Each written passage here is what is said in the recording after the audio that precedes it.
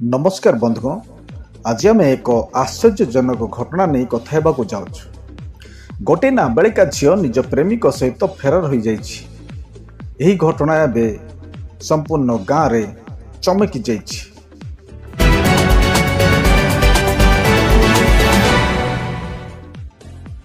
गोटे नाबालिका झील निज प्रेमिक सहित घर फेरार हो जाइथिबा घटना एबे संपूर्ण अंचल को आश्चर्य कर दैछि। तांको परिवार लोक दुखरे भांगी पड़िछन्ति।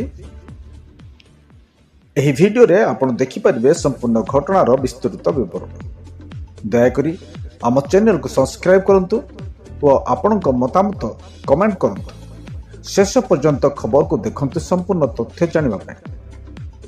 गोटे नाबालिका झील निज प्रेमिक सहित घर पलाई जाइछन्ति। तांको परिवार एही घटना पर दुखरे भांगी पड़िछन्ति। जड़े नाबालिका झील निज घरे रखिथिबा टंका नहीं प्रेमिक सहित फेरार हो जाइथिबा जानी घर ए समस्त घटना जानिबा परे परिवार लोक माने थानार आश्रय नैछन्ति। दुई जनकर मोबाइल स्विच होइछि। पुलिस सेमान को ट्रैक कर धरिबा पय प्रयास जारी रखिछन्ति। घटना घटिछि कंधमाल जिला घोदेगिर अंचल रे। जहाँ सूचना रही नाबालिका थिबा कारणर समस्त तथ्य गुप्त रखा जाइछि। पुओ गत बयस्क होइथिले मध्य झील नाबालिका। तेबे ऑनलाइन पाठपढ़ार प्रेम आरंभ होइथिबा जणा जाय।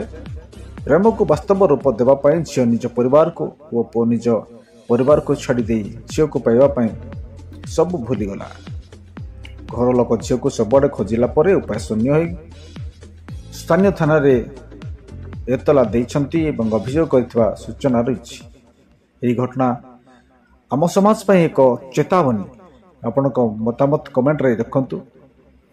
एपरि स्थिति रे पिलांक सह बापा माँ गभीर कथाबार्ता किपरि जरूरी। दर्शक बंधु, टिकिनिकी खबर रो अधिक अपडेट पय टिकिनिकी खबर को सब्सक्राइब, लाइक और शेयर करने को भूलिबे नहीं।